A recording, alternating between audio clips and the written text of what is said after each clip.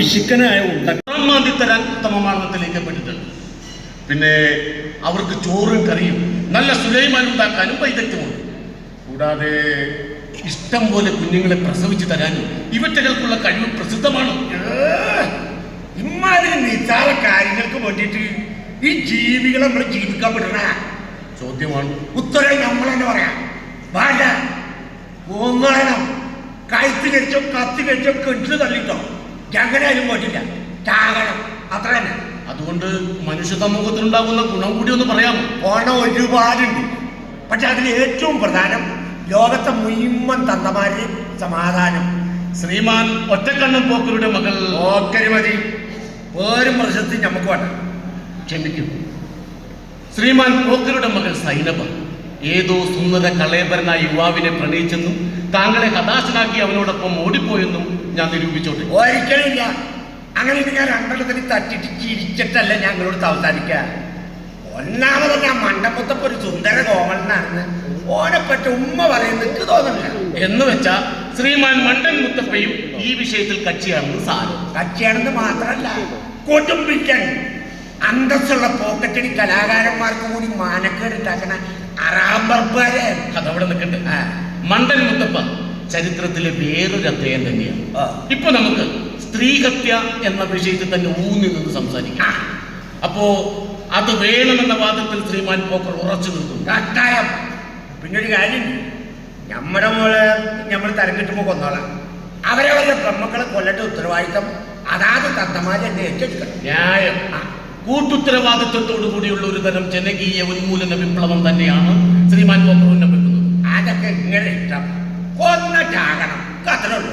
അതെ, ഈ ഒരു ഉന്മൂലന സമര സിദ്ധാന്തം സ്ഥലത്തെ ദിവ്യന്മാരുമായി പൗരപ്രധാനികളുമായി താങ്കൾ പങ്കുവെക്കുകയുണ്ടായി. പിന്നില്ലാതെ സ്ഥലത്തെ പ്രധാന കലാകാരന്മാരും നേതാക്കന്മാരുമായ ആനവാരി രാമൻ നായരും പൊൻകുരിശ് തോമയായിട്ട് ഈ ബിസിനസ് നമ്മൾ അവസാനിച്ച്. അവർ രണ്ടാളും കള്ളന്മാർ. അതെ, കലാകാരന്മാരെന്ന് നമ്മൾ പറഞ്ഞില്ല, നമ്മള് മുച്ചീട്ടുകളി കലാകാരൻ. ഓരോ രണ്ടാളും മോശന കലാകാരന്മാർ. ഒരു പരിധി വരെ ആ മണ്ടമുത്തപ്പ് ഒരു പോക്കറ്റടി കലാകാരൻ എന്നുള്ള നിലയ്ക്ക് നമുക്ക് അംഗീകരിക്കുന്നതിന് കുഴപ്പമില്ല. പക്ഷെ ഹാറാൻ പറഞ്ഞു നമ്മളോട് കാണിച്ച തെമ്മാടി താലോചിക്കുമ്പോഴാണ് ഓനങ്ങോട്ട് പെട്ടി മലത്ത് ചവിട്ടി.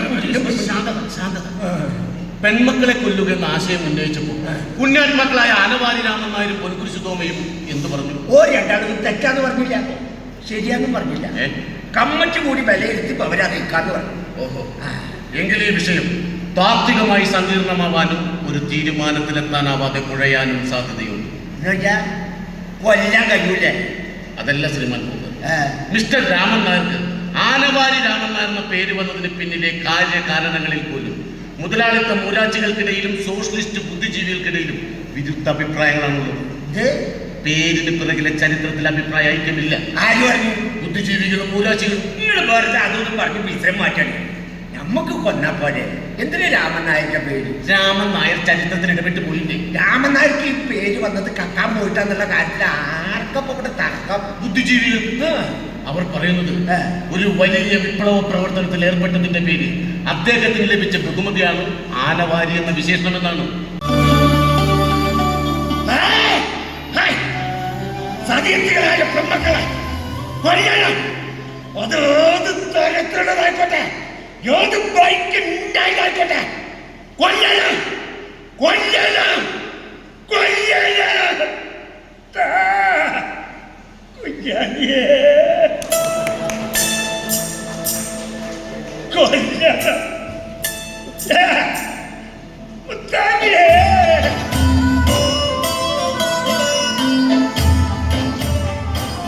വെട്ടി വെട്ടി അരിയണം. എന്നെ തഞ്ചരുവ തഞ്ചരുവ അരിഞ്ഞ് അരിഞ്ഞ് തിന്നണം. ആരോടൊപ്പം ചുടണം.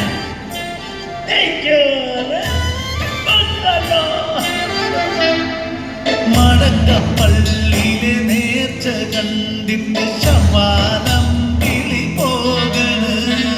മലക്കുമാതിരി മുഞ്ചത്തി പെണ്ണു കുറുമ കണ്ണുകൾ പൂട്ടണ്. പെരുത്ത ഇഷ്കിന പടച്ച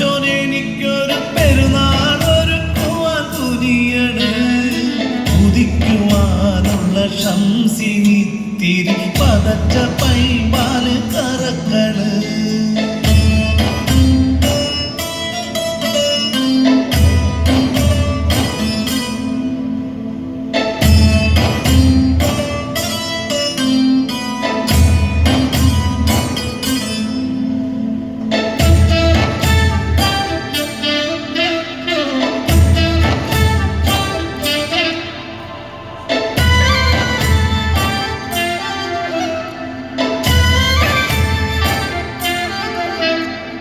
ദുനിയാവാകെയും പെരുത്ത പെണ്ണുങ്ങൾ കനവ് കണ്ടങ്ങ് മയങ്ങണ്. അവരെ 1000 കഥകൾ കേൾപ്പിക്കാൻ അസറ് മുല്ലകൾ പൂക്കള്. ഇവരെ കൂടാതെ ദുനിയാവുണ്ടോന്ന് ഇടയ്ക്കു ചിന്തകൾ മുളയ്ക്കണ്. അകത്തൊരായിരം തുടി മുഴങ്ങണ്. അറബന മുട്ട് കടുക്കണ്. കുറവുകളേറെയുള്ള ആ പച്ച മനുഷ്യരുടെ ഭൂമികയ്ക്ക് ഒരു പ്രത്യേകതയുണ്ട്. അവിടെ ഒരു മനുഷ്യനും മറ്റൊരു ജീവനെ ഹനിക്കാറില്ല. കാരണം കാലമെത്ര കഴിഞ്ഞാലും നവീനമായി തെളിഞ്ഞു തെളിഞ്ഞു വരുന്ന ആ മുഖങ്ങളെ സൃഷ്ടിച്ചത് മനുഷ്യത്വത്തിൻ്റെ ആ മഹാഭൂമിക പണിതത് ഒന്നും ഒരിക്കലും രണ്ടല്ല, ഒരുമയുടെ ഉമ്മണി വലിയ ഒന്നാണെന്ന് പ്രഖ്യാപിച്ച പ്രവാചക സ്വരമുള്ള ആ സുൽത്താനാണ് വൈക്കം മുഹമ്മദ് ബഷീർ.